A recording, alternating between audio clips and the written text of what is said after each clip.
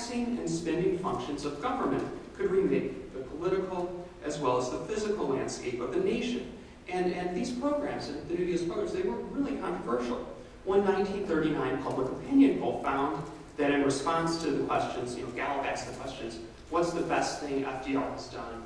What's the worst thing that FDR has done? And the number one answer to each of these questions was the WPA. The best and the worst thing, a controversial program.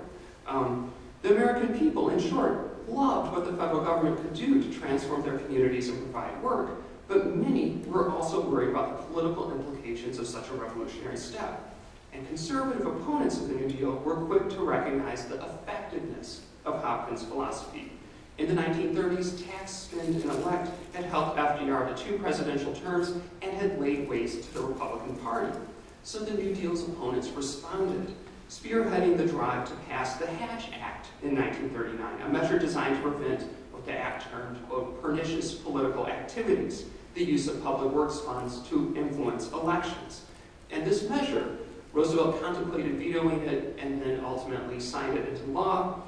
It rolled back a striking feature of the New Deal order, the massive expansion of the federal payroll outside of the civil service structure. The main lesson here for Obama, I think, lies in the 1939 public opinion poll that I just mentioned. The bold steps that his administration can take to stimulate the economy and provide jobs are the very measures that contain the key for Obama to sustain popularity and forge a winning electoral coalition.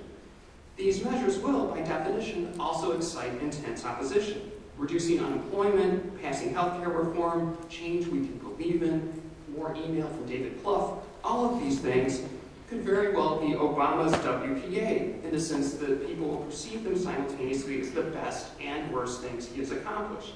And the trick, and this is above my pay grade exactly what the trick is, but I think the trick for Obama is, like FDR, to make sure that the number of voters who support his measure outnumbers those who oppose them. Obama enters his second year in presidency less popular than when he took office, in part because the Democratic base and independents are not enthusiastic about the state of the economy, about Obama's health care reform, about his policy in Afghanistan, or about his administration's reluctance to take on huge financial institutions that remain, a year after the passage of the TARP, too big to fail.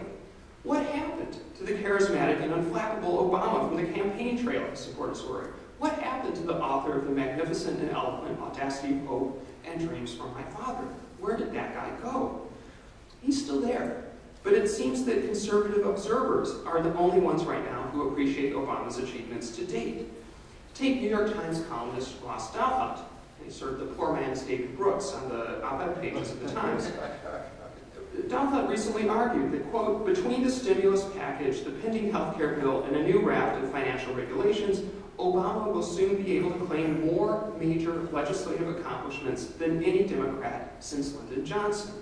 That's not too shabby for a year's worth of work, though I note that Douthat rather uncharitably left Obama's Nobel Peace Prize off his list of the president's accomplishments.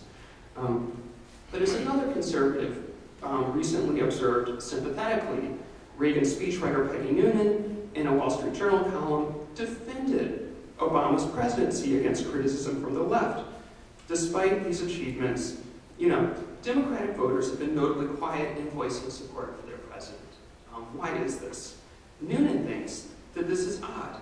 It's a unique thing in terms of modern political history, that, as Noonan writes, no one really defends him. No one holds high his flag. When was the last time you put on the radio or TV and heard someone say, Open Line Friday, we're talking about what it is that we like best about Barack Obama? When, Noonan continues, did you last see a cable talking head say the greatness of this man is as obvious as it is unnoticed? Is the left out there on the internet and the airwaves talking about him? Oh yes, they're calling him a disappointment, a sellout, a dynamo, Democrat in name only. He's sold out on single-payer health insurance and in the public option. They'll sell you out on your issue too. To conclude, it's of course far too soon to tell whether Obama will be able to bounce back in terms of public and media opinion or how he plans to rebuild his popularity. But if there's one thing that Obama could take away from the history of FDR's New Deal, it might be the notion that the most popular and successful reforms in a time of economic crisis are the ones that are also the most controversial and upsetting.